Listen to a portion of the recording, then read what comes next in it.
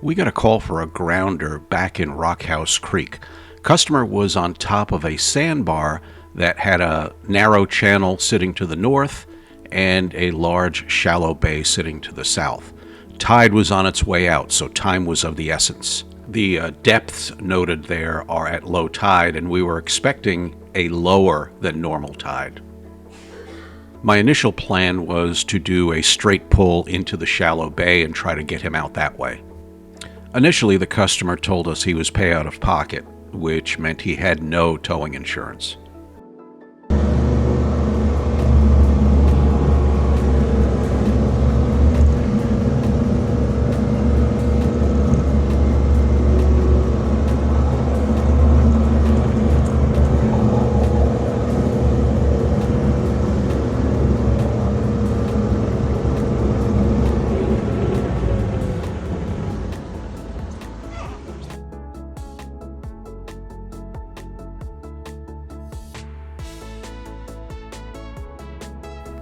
With the outgoing tide, the water was receding rapidly, and there just wasn't enough depth for me to get a full power pull.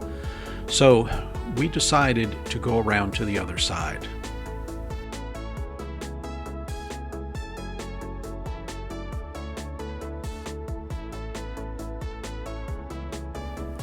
The plan here is to pull from a couple of different angles and see if we can get him spun around and into deeper water.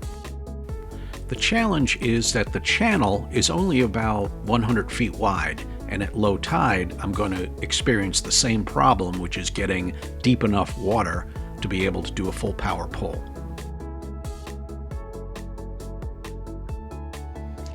Because the wind is blowing. It'll dig in pretty quick. It's probably easier to tow from. Just put the on one cleat, on the cleat that's on this side.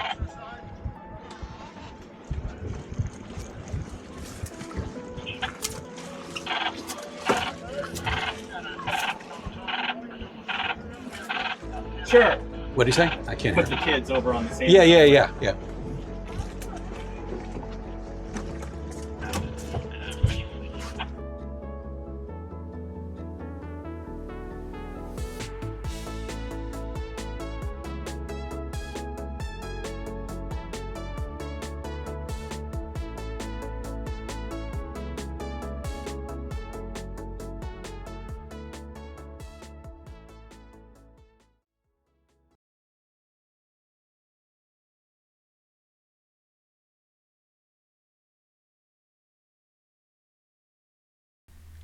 At this point, with the tide still going out, my assessment was it's better to wait a few hours and wait for some water to come back in and get around his hull before trying this again.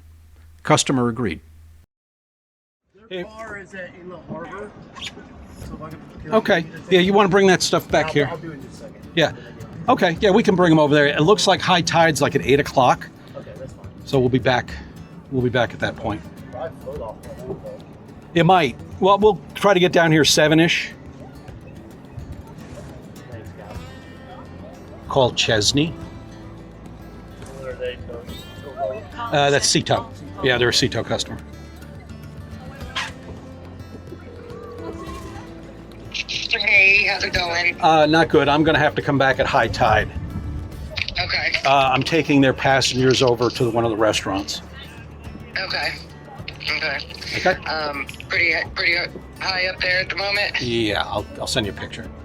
Okay. All right. Thank you, sir.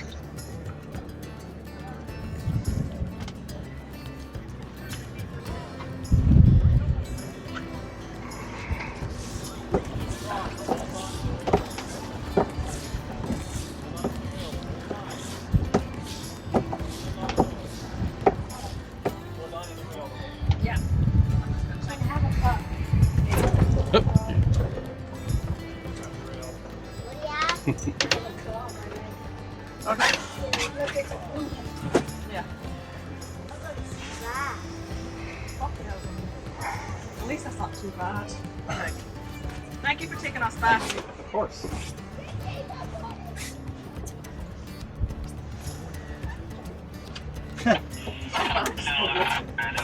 How's your picture moment there?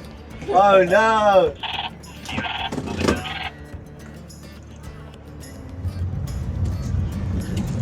sir. It's okay for now. Wilson!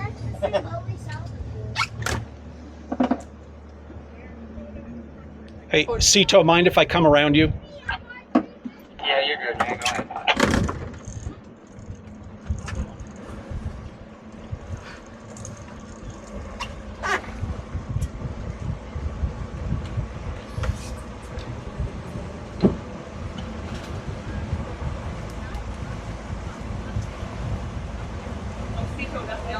Yeah. Yep.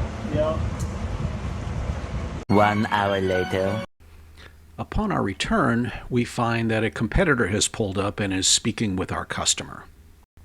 Now, this is where it gets complicated. You'll recall earlier in the video I said that this customer did not have tow insurance and was pay out of pocket.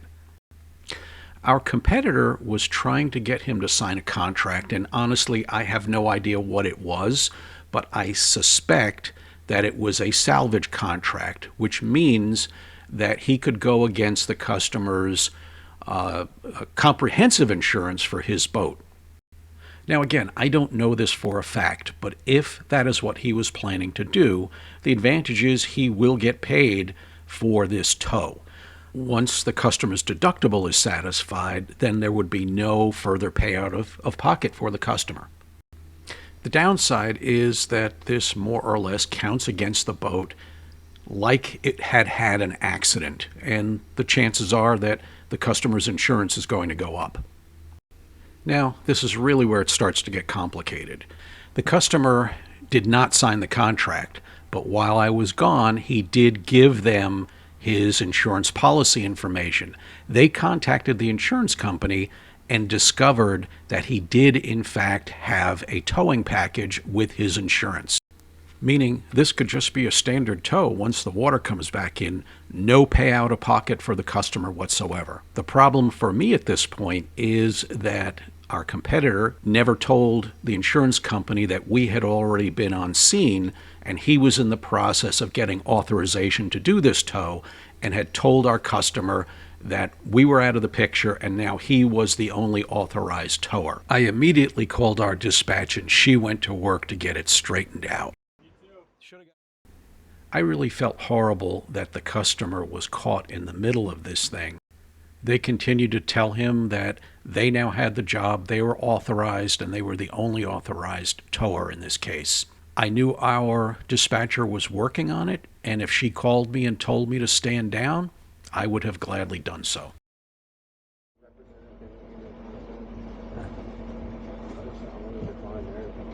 All right. Yeah, let me just check with Chesney. Call Chesney. Dispatch told me that the insurance company was in agreement with our position and was in the process of changing the authorization. In essence, our competitor was going to get a call revoking their authorization and it was going to be given to us. I pulled our customer aside and I told him that if there was any chance that the insurance company was not going to pay us, that we would do the job for free.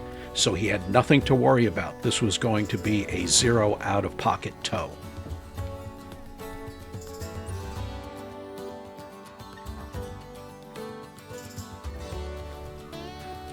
Eventually, that call came through.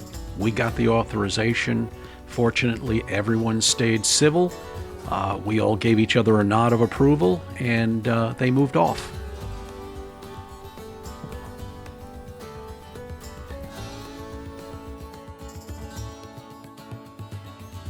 So the bottom line, we've actually got, it's a little bit deeper water on this side anyway. So once we get water around your hull, I think the first thing we'll try to do is see if we can pull you backwards. If not, if it won't, yeah, then we'll get out here and try to spin it around.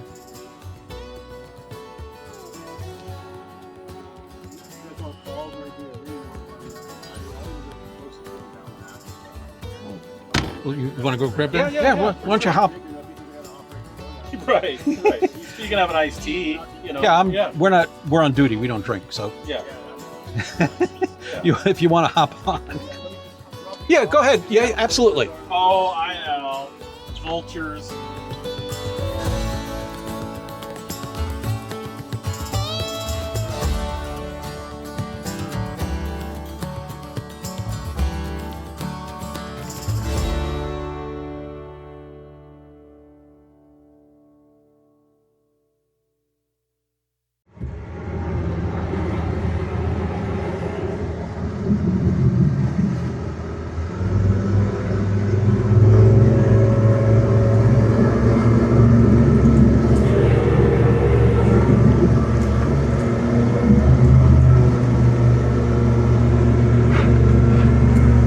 It's moving. Moving good. All right, let's shorten the line. Okay.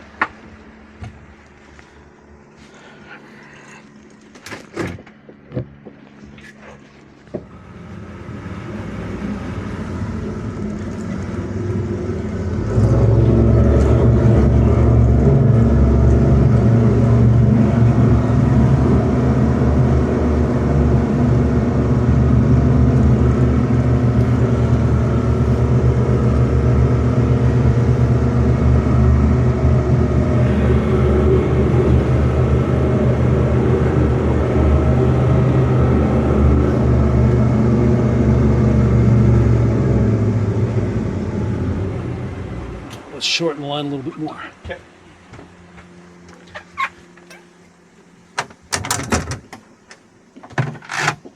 We're going to shorten the line a little bit.